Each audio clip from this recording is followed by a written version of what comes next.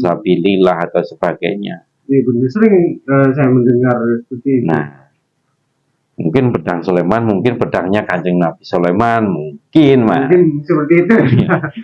Tapi sepaham dengan namanya. Iya, pedang sabilillah itu mungkin pedangnya Rasulullah atau Kanjeng Nabi Muhammad SAW. Jadi sebetulnya semua dari zaman Nabi, zaman Rasul itu sebetulnya sudah ada pusaka. Iya, karena pusaka itu ibarat arit kalau peribahasanya atau cangkul. Kita mau nyangkul tanpa adanya cangkul nggak mungkin kita mau nyangkul pakai tangan, Mas. Iya, tetap ada. Ini perantara cangkul itu, Pak. Iya. Dan pusaka juga, Mas. Itu enggak, pusaka itu arahnya ke ini itu semua itu enggak.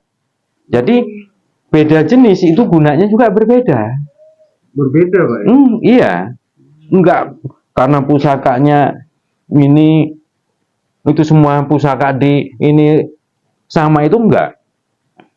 Mungkin bisa dicontohin Pak satu Pak yang mungkin beda pusaka atau ininya. Nah, contoh kayak pulang geni kan khusus untuk kita menggunakan kuasanya atas kuasa Allah untuk menyingkirkan hujan, enggak istilahnya untuk mohon terang itu enggak, untuk memindahkan hujan. Mungkin yang mau hajatan atau mungkin contohnya seperti itu ya Pak. Contoh kayak sengkelat, kalau sengkelat itu tinggal manusianya Mas, tinggal pemiliknya. Bisa untuk nerang atau buat nolongin orang, untuk ibaratnya kekuatan. Jadi kalau yang paham sengkelat itu bisa digunakan untuk apapun. Untuk apapun. Iya. Kayak Nogo Sosro untuk kekuatan, perisai diri atau pelindung diri, untuk nolongin orang, dan untuk sebagainya, untuk jiwa pemimpin, untuk memimpin. Tuh, Nogorojo khusus untuk kekuasaan. Kalau zaman dulu itu raja-raja zaman dulu seenggak-enggaknya beliau itu tadi memiliki Nogo Sosro, Nogorojo dan Sengkelat. Identik dengan karena itu lambang ini, lambang kekuasaan. Lambangnya dari seorang raja, Pak. Iya. Jadi pusaka itu enggak sama gunanya, Mas. Ya, itu mungkin pentingnya untuk memahami sebuah pusaka, mungkin larinya juga ke situ, Pak. Iya. Tapi setaunya Mas, punya pusaka yang belum bisa memahami, mungkin dikira buat berantem atau buat ini, bukan. Mungkin buat kecuali zaman dulu pusaka keris memang untuk ngeluarin kekuatan kanuragan. Di zaman perang dulu. Itu. Kalau zaman sekarang itu hanya untuk perasaan sarana aja. Nggak tahu karena memiliki sebuah pusaka jadi sombong, kuat atau kebal mungkin. Banyak yang kurang paham mungkin larinya ke situ Pak ya. Ya makanya makanya ngomong ya. Ini mungkin contoh seperti aku keluar misalnya bawa ini, mungkin dikira mau buat berantem, padahal tidak.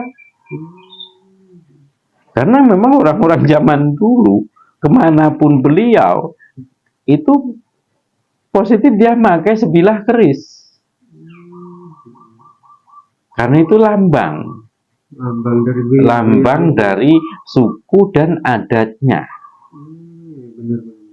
Lambang kekuasaannya. Makanya contoh kayak waktu itu ya, kayak salah satunya contoh Pangeran Purbaya, kemana-mana beliau membawa pusaka keris Singomataram atau Kiai Nogowulang. Nogowulang itu kalau udah ditunjukkan seperti ini, orang yang melihatnya zaman dulu itu udah, wah, utusan Sultan Agung di Gede Mataram. Langsung beliau hormat gitu loh. telah menunjukkan pusaka itu. Sebagai ciri khasnya Ciri khas. masing-masing gitu. Iya. Tentunya semua keturunan-keturunan orang zaman dulu itu punya ciri khas sendiri, Pak. Jadi Iya. identitas Kerisnya pribadi bentuknya masing-masing. seperti ini dari mulai zaman dulu bekal sampai Kedemangan, kabupaten sebagainya itu ada ciri khas pusaka sendiri. Identitas Jadi masing-masing. misalnya sampan sengketkan di belakang, wah turunan Demang kayak seperti itu.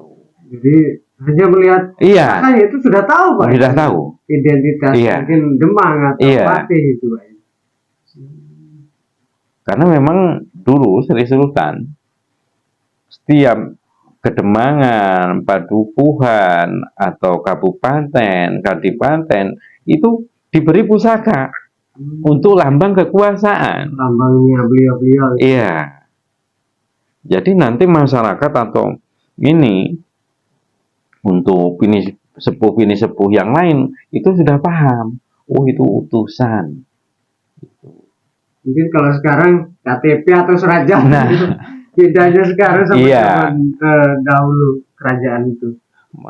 Dan juga zaman dulu kalau misalnya nih, aku memberikan pusaka ini sama sampean, ini maafnya ngomong ya, sampean memperjuangkan ini seandainya nanti direbut orang, itu taruhannya nyawa.